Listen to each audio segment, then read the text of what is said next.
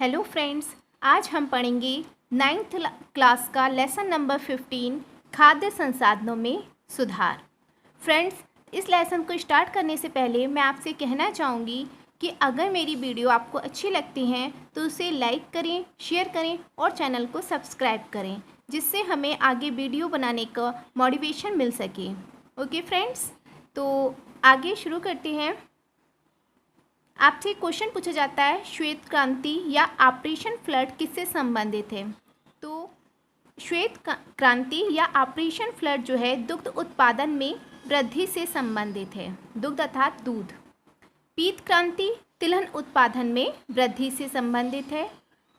नीली क्रांति मत्स्य उत्पादन में वृद्धि से संबंधित है, मत्स्य अर्थात मछली के उत्पादन में किस तरह से वृद्धि हो। सिल्वर क्रांति अंडों के उत्पादन में वृद्धि से संबंधित है। तो फ्रेंड्स, कई बार ये पूछ लिया जाता है कि श्वेत क्रांति किससे संबंधित है, ऑपरेशन फ्लड किससे संबंधित है, पीत क्रांति किससे संबंधित है, नीली क्रांति किससे संबंधित है, सिल्वर क्रांति किससे संबंधित है। तो आप उस पर टिक लगा सकते हैं। नेक्स्ट है फसलों का वर्गीकरण। रबी की फसलें या शीत ऋतु की फसलें, इसे रबी की फसलें भी कहा जा सकता है या इसे कह सकते हैं शीत ऋतु की फसलें कौन कौन सी हैं। तो इन फसलों को नवंबर में उगाते हैं तथा अप्रैल में काटते हैं। एग्जाम्पल गेहूँ, चना, जौ, सरसों, अलसी, मटर। अक्सर कॉम्पिटिशन्स में भी पूछ लिया जाता है ये क्वेश्चंस, या आपके एमसीक्यूज़ में आता है। रबी की फसल है, आपको 4 फसलें दे दी गई हैं और उसमें से एक टिक लगाना है आपको कौन सी है। नेक्स्ट है खरीफ की फसलें या खरीफ की फसलों को कहते हैं वर्षा ऋतु की फसलें। इन फसलों को जून में बोते हैं तथा अक्टूबर में काटते हैं। पूछ लिया जाता है कि कौन से मंथ में बोते हैं, कौन से मंथ में काटते हैं। एग्जाम्पल धान, सोयाबीन, अरहर, मक्का, मूंग, उड़द, बाजरा, मूंगफली। जायद की फसलें या ग्रीष्म ऋतु फसलें, ये फसलें मार्च में बोते हैं तथा जून में काटते हैं। एग्जाम्पल ककड़ी, तरबूज, खरबूजा आदि। पूछ लिया जाता है रबी की 2 फसलें लिखो, खरीफ की 2 फसलें लिखो, जायद की 2 फसलें लिखो, या जायद की फसलें कौन से मंथ में बोते हैं, कौन से मंथ में काटते हैं। तो आप इन क्वेश्चंस का आंसर अब दे पाएंगे। नेक्स्ट है बृहत पोषक तत्व और सूक्ष्म पोषक तत्व। पौधों के लिए कुछ तत्व जो होते हैं अधिक मात्रा में जरूरी होते हैं, वो होते हैं बृहत पोषक तत्व, और कुछ तत्व जो होते हैं सूक्ष्म मात्रा में आवश्यक होते हैं, वो होते हैं सूक्ष्म पोषक तत्व। कई बार क्या होता है, आपसे पूछ लिया जाता है बृहत पोषक तत्व है, तो आपको कई ऑप्शंस दे दिए गए, तो आपको पहचानना होता है कि कौन सा बृहत पोषक तत्व है और कौन सा सूक्ष्म पोषक तत्व है। वे तत्व जिनकी पौधों को अधिक मात्रा में आवश्यकता होती है बृहत पोषक तत्व कहलाते हैं। ये तत्व संरचनात्मक घटक हैं, अर्थात क्या होता है पौधे की या जीव की संरचना बनाते हैं। Example nitrogen, phosphorus, potassium, calcium, magnesium, sulphur आदि। और भी तत्व जिनकी पौधों को सूक्ष्म मात्रा में आवश्यकता होती है सूक्ष्म पोषक तत्व कहलाते हैं। ये मुख्यतः एंजाइम क्रिया व इलेक्ट्रॉन अभिगमन में भाग लेते हैं। एग्जाम्पल Fe अर्थात आयरन, Mn अर्थात मैग्नीज, B अर्थात बोरॉन, Zn अर्थात जिंक, Mo अर्थात मोलिब्डेनम, Cu अर्थात कॉपर व क्लोरीन। फिर प्रश्न आपसे पूछा जाता है खाद्य किसे कहते हैं, खाद्य के कार्य बताइए। तो फ्रेंड्स, खाद्य आंशिक रूप से अपघटित जैविक उत्पत्ति वाला कार्बनिक पदार्थ जो मृदा में अकार्बनिक खनिज मुक्त कर उसकी उर्वरकता बढ़ा देता है, खाद्य कहलाता है। खाद्य खुद क्या होता है, जैविक उत्पत्ति का कार्बनिक पदार्थ होता है और मिट्टी में क्या करता है, अकार्बनिक खनिज को मुक्त करके उसकी उर्वरकता बढ़ाता है, तो वह खाद्य कहलाती है। खाद्य के कार्य क्या होते हैं, मिट्टी की जल धारण क्षमता बढ़ाती है। खाद्य क्या करती है, मिट्टी की वाटर होल्डिंग कैपेसिटी को बढ़ाती है, मिट्टी की बनावट व गुणवत्ता में सुधार करती है, फसल की उत्पादकता बढ़ाती है। इसके प्रयोग से खाद अर्थात खाद के प्रयोग से रासायनिक उर्वरकों के प्रयोग को नियंत्रित कर सकते हैं। जैसे अगर हम प्लांट में खाद डालेंगे पौधे मतलब फसल उगाते समय, तो रासायनिक उर्वरक हमें कम डालने होंगे या नहीं डालने होंगे। यह उपयोगी सूक्ष्म जीवों की संख्या में वृद्धि करती है। कुछ जीव जो होते हैं हमारे लिए उपयोगी होते हैं, कुछ उपयोगी नहीं होते। तो क्या करती है ये, वे सूक्ष्म जीव जो हमारे लिए उपयोगी हैं उनकी संख्या में वृद्धि करती है। नेक्स्ट है खाद्य के प्रकार। आपसे पूछ लिया जाता है कि खाद कितने प्रकार की होती है। कभी कभी इसे शॉर्ट में ही पूछ लेते हैं। कंपोस्ट खाद किसे कहते हैं, वर्मी कंपोस्ट किसे कहते हैं, हरी खाद किसे कहते हैं। तो फ्रेंड्स देखिए, खाद बनाने में प्रयुक्त जैविक पदार्थ के प्रकार के आधार पर खाद अनेक प्रकार की होती है।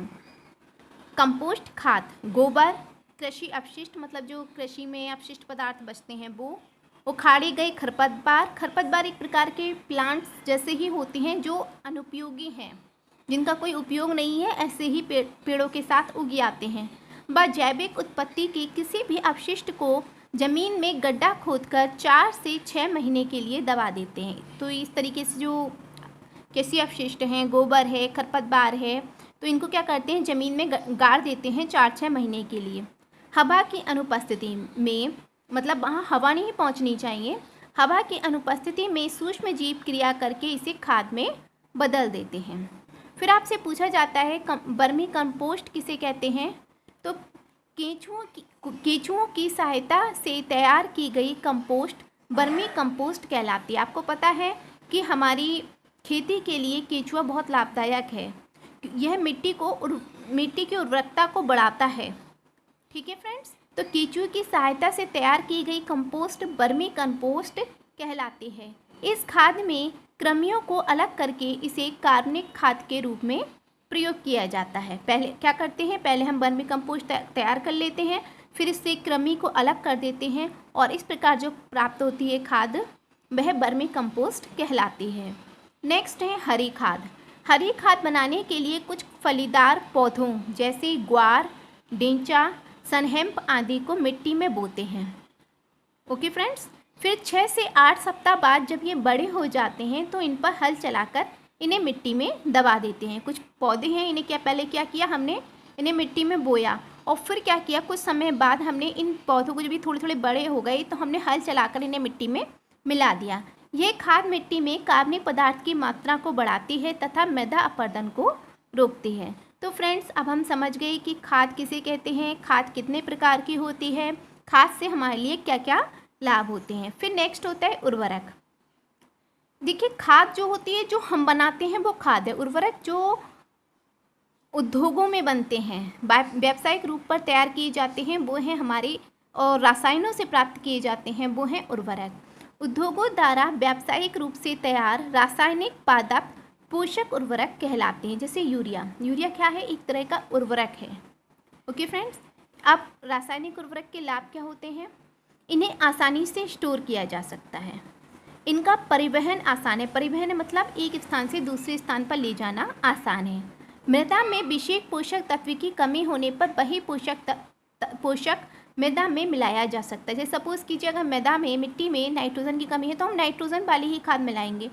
फास्फोरस की कमी है तो ऐसी खाद मिलाएंगे, जो मतलब ऐसा उर्वरक मिलाएंगे जिससे फास्फोरस की कमी को दूर किया जाए। तो इससे ज़रूरी नहीं है कि हमें मतलब जिस चीज़ की कमी है हम वही चीज़ उसमें डाल सकते हैं। ये जल में विलय होने के कारण पादपों को आसानी से प्राप्त होते हैं। ये क्या होता है, जल में घोलने के बाद हमें पादपों मतलब मिट्टी को में डालते हैं तो क्या होता है, ये पादपों के द्वारा आसानी से ले लिए जाते हैं। इनकी सूक्ष्म मात्रा ही पर्याप्त होती है। हानि क्या है, इनका अधिक प्रयोग मृदा को अम्लीय व क्षारीय बना देता है। रासायन है और रासायनिक जो होते हैं ये क्या करते हैं, मिट्टी को कभी अम्लीय बना देंगे, कभी क्षारीय, मतलब मिट्टी की गुणवत्ता को थोड़ा सा ख़राब करते हैं। और दूसरी चीज़ क्या है, उर्वरक महंगे भी होते हैं, मृदा की जलधारण क्षमता नहीं बढ़ाते, सूक्ष्म जीवों के लिए भी हानिकारक होते हैं। रासायनिक उर्वरक क्या है, सूक्ष्म जीवों के लिए हानिकारक है। इनके निर्माण व उपयोग से पर्यावरण प्रदूषित होता है। ओके फ्रेंड्स, क्योंकि जल में चले जाएंगे, जल प्रदूषण होगा, मिट्टी को प्रदूषित करेंगे और कहीं ना कहीं इनकी थोड़ी बहुत मात्रा एयर में मिलकर एयर को भी प्रदूषित करेगी। तो ये हमारे उर्वरक उसके लाभ व हानि हो गई। नेक्स्ट आपसे पूछा जाता है फसल पैटर्न से आप क्या समझते हैं, इसके लाभ बताइए। तो फसल पैटर्न क्या है? सामान्य फसल पैटर्न निम्नलिखित प्रकार के होते हैं। मिश्रित फसलीकरण, 2 या 2 से अधिक फसलों को एक साथ एक ही खेत में उगाना। जब हम क्या करते हैं, एक ही खेत में 2 या 2 से अधिक फसल को उगाते हैं तो ये मिश्रित फसलीकरण कहलाता है। उदाहरण, एक ही खेत में गेहूं तथा चने को उगाना, गेहूं तथा सरसों को उगाना, मूंगफली तथा सूरजमुखी को उगाना। तो ये चीज़ होती है मिश्रित फसलीकरण।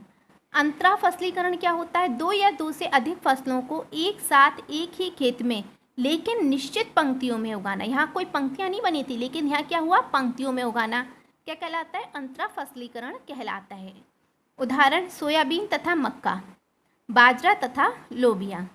आपसे पूछ लिया जाता है मिश्रित फसलीकरण का उदाहरण है, अंतरा फसलीकरण का उदाहरण है, तो आपसे शॉर्ट में ही पूछ लिया जाता है और लॉन्ग में आपसे पूछ लिया जाता है मिश्रित फसलीकरण से आप क्या समझते हैं या फिर फसल पैटर्न से आप क्या समझते हैं। नेक्स्ट है फसल चक्र।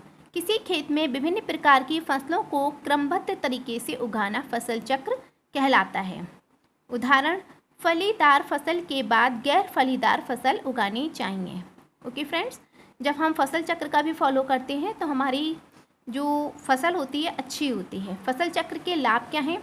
खरपतवार को नियंत्रित कर सकते हैं, मृदा की उर्वरकता बढ़ती है, मृदा अपरदन रुकता है। और फलीदार फसल के बाद खाद्यान्न उगाने से फसल उगाने पर महंगे नाइट्रोजनी उर्वरक प्रयोग करने की आवश्यकता नहीं होती। हमने एक चीज़ पिछले लेसन में पढ़ी थी कि जो फलीदार फसलें होती हैं उनकी जड़ों में एक राइजोबियम लेग्यूमिनिसोरम नामक बैक्टीरिया होता है।